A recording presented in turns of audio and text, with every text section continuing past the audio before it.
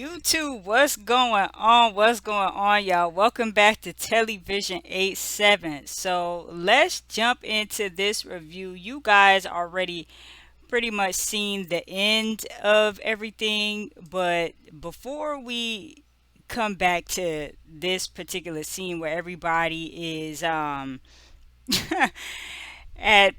just chilling together, and before Jackie gets the cease and desist, we're gonna pick it up from the top, okay?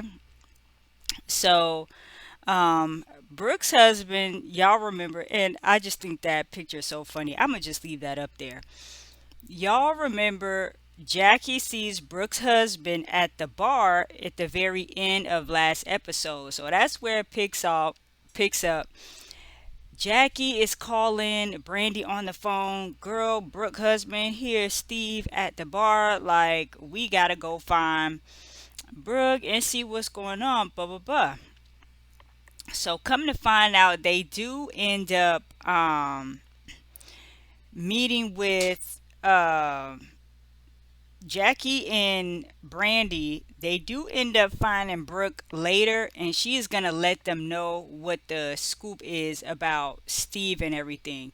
But before we get to that, Brooke tells us, obviously in her confessional, that the rest of the ladies, they don't know, and he's been there, since that dinner last night where she was crying, and they just kind of been like sneaking around. So the next scene we get, Duffy, she's talking about how she's nervous about the proposal. She's sitting down at the table eating with Jen and Angel and just discussing everything. She wants everything to go right, just wants everything to be smooth sailing. Jen is talking about the court case that she has coming up, and that she wants to have Jackie stop, telling lies on her, or saying that her car wasn't stolen from the guy that she was seeing at the time, who's now her ex. And Jen is like busy playing in her phone, answering emails, talking to her attorney or whatnot. And Angel is just happy to be there. Angel's happy to be there. She's happy to be chilling with Rockstar to get some alone time, but of course, she's still going to be worried about the baby and checking the baby monitor every, you know, hour on the hour. But the trip away was definitely needed. So now we get Brooke at the hotel room. She's back in her room chilling, and she calls Brooke on FaceTime. I'm sorry, she calls British, all these B's, y'all. She calls British on FaceTime, and it's like, hey girl, what's up? All this is going on here.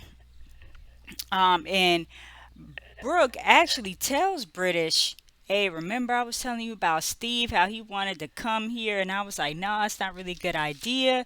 But he popped up and surprised me anyway. So British is the only one who knows, but obviously she's not there. So she's not really going to be spilling the tea. But she also, in the conversation, lets Brooke know that she got a gig doing a new radio show in St. Louis, which is pretty cool. And I do remember some months ago seeing that in the blogs that the British, it was like a really odd combo though. It was like British and two other um, celebs or people in the, the entertainment industry got that show. But good for her. She's trying to get her life back on track. So after that, Jen is basically, she's talking about that she wants to give Jackie a cease and desist, like I said, for going around saying that she don't think the ex stole her car, like is she really sure, whatever, and blah blah blah blah. So Jen is all hype, you know what I'm saying? She wants to put a cease and desist out for Jackie. She don't want anybody trying to mess up her case that's coming up. She's been working hard on this, and she don't need Jackie spreading lies. Blah blah blah blah blah. So the next scene that we get, and let me know, do you guys think Jennifer is doing way too much as far as putting a cease and desist? Because it's like it's just hearsay. It's not like it's not like Jackie is sitting in a courtroom like she's called to testify on the stand and she's lying or something like that. So I don't know. I mean, the people make up, rumors and whatever, put their opinions out about things all the time. So Jim might be over. I think Jim may be over exaggerating a little bit with this. So the next thing we get, we see British and her daughter and one of her family members. I don't remember if it's her sister, her cousin, or whoever it is. They're chilling at the park, and British is just talking about, okay, I got the radio gig. I've been busy doing training, and her and her ex Lorenzo, you know, they are in a better place. They flash back to when Lorenzo was just like a jerk. He was a real a-hole. But they've gotten to a better place. She's not really trying to date or anything like that. She's just, focused on herself and her daughter. So that's cool. And we don't see British after that. Like that was that was the last scene with British in it. They ain't even put her on FaceTime at the event, at the proposal, or if they did, they didn't show it. So that was the last time we saw British in that episode. So now we get Brooke, Jackie, and Brandy. They're meeting up. They want to talk about Steve. When, how long has he been here? Why didn't you say anything? And Brooke is like, "'Cause, I just been so all over the place. I'm just so emotional. And I was happy to see him, but then I was like upset that I was happy to see him. So I just didn't say anything." Y'all know how Brooke be talking. So, um, they kind of like have some sort of intervention, just sit down and talk to Steve because they want to make sure that he treats Brooke better from here on out.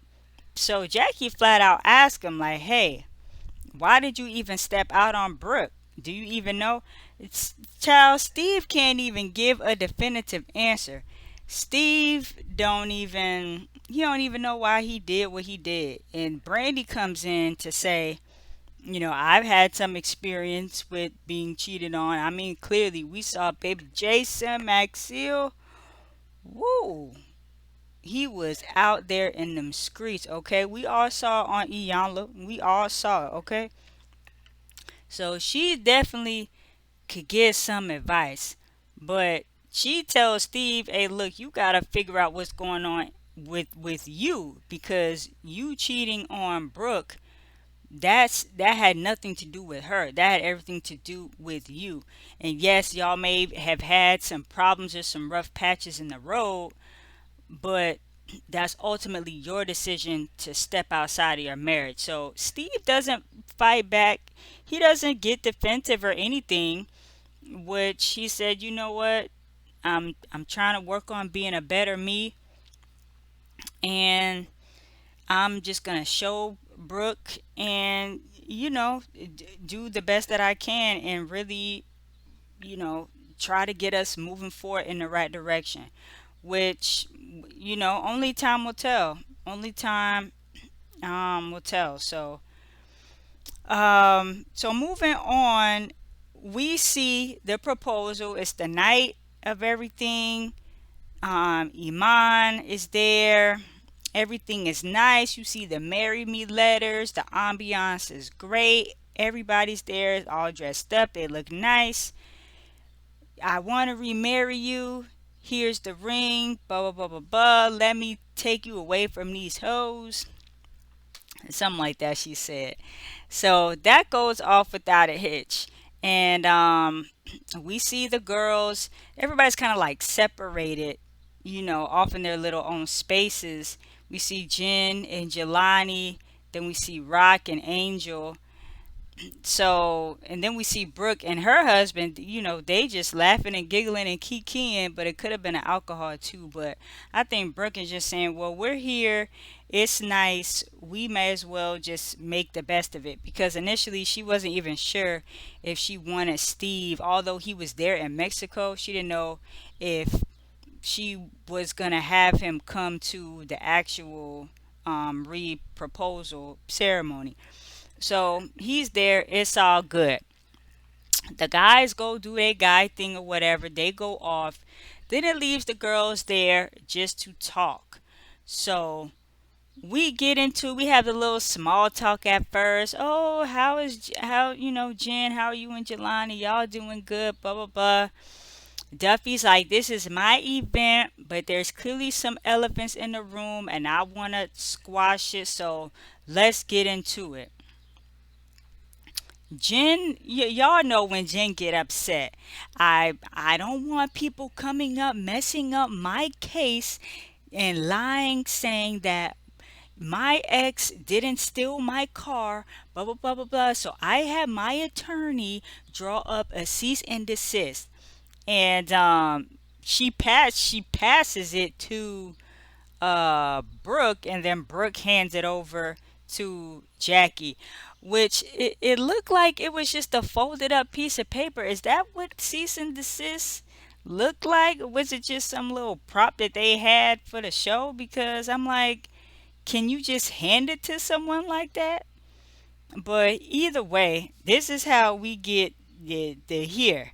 Cause the Jackie is over it. She's like, they're having let me see if I can find this still picture. They're having some champagne, and Jackie is upset, so she ends up like pouring the champagne. Um, I can't find it, y'all, but she ends up pouring the champagne on the piece of paper, and hold on, let me see. This is it. Okay, well, I don't deal, and I'm not here to argue. Okay, that's it right there. She ends up pouring the champagne on the cease and desist. She's like, I don't have time for this. I don't deal with broke bees trying to come for some money. I don't deal with fake and phony. And, I'm not dealing with this. I'm going to get up and go ahead and go. So she tries to walk out. Brandy's like, look, I don't want you to walk out without it being resolved. But Jackie's like, oh, remember, I'm a basketball, I'm a coach's wife. Remember, I got more to lose. I'm not dealing with this. So I'm going to go ahead and go, and I'll see y'all in LA. And Jackie threw with it. Brandy says in her confession, I don't think the relationship is even going to be repaired at this point. Everybody can kind of see it. I think they're done, because it's getting to the point where they're not even like going back. Like, well, they are going back and forth, but they're not in each other's space anymore. It's just like, whatever. I'm just through. I'm through. So that's how this episode ends. This is how the season finale ends. And yeah, so, and what I thought was really really sweet, they dedicated this, even though it came after some foolery. This show episode was dedicated to Brooke's daughter who passed away. So it ended on that note. But let me know what you guys thought about this season. Um what do you think it would have been better if Malaysia stayed, or what? Because y'all remember she dipped after like the third episode, I think it was. So she dipped out early. And yeah, Angel's cool, but Angel has a lot going on. She was barely even on it this last half of the season. She just need to go be with Rock and be with her kids, and because every scene she was in, she was crying, upset about something. Something was wrong with the kids, or she had to go off in a hurry to attend to some family issue. I'm glad Duffy and Iman, got through their hiccups, and it seemed like Duffy's the only one who seemed like to me who really grew a lot this season. Jackie still be on her antics, but it was cool to see like her real basketball coach's wife lifestyle. Um, and we all, Doug is cool. He easygoing. Jen and Jelani, we know they ain't even together no more, so we don't have to worry about seeing that next season. Um, I know she was coming out with a documentary about everything. I don't know if the documentary is out yet or when it's coming out. I don't know what's going on with the case. Y'all let me know. Um, Brandy and Duffy are kind of, sort of back on the right track. And, Brooke and her husband, they are trying to work things out. So that's pretty much this season of Basketball Wives. Not even sure if it's coming back, or if it does come back, if I'm going to review it. Let me know what you guys think, all right? Let's keep it going down in the comments. Drop your thoughts below. Thank y'all for watching TelliVision87. If y'all want to check more of my content, I have a video coming up right here for you guys. Y'all want to check that out. And now I'll talk to you guys soon.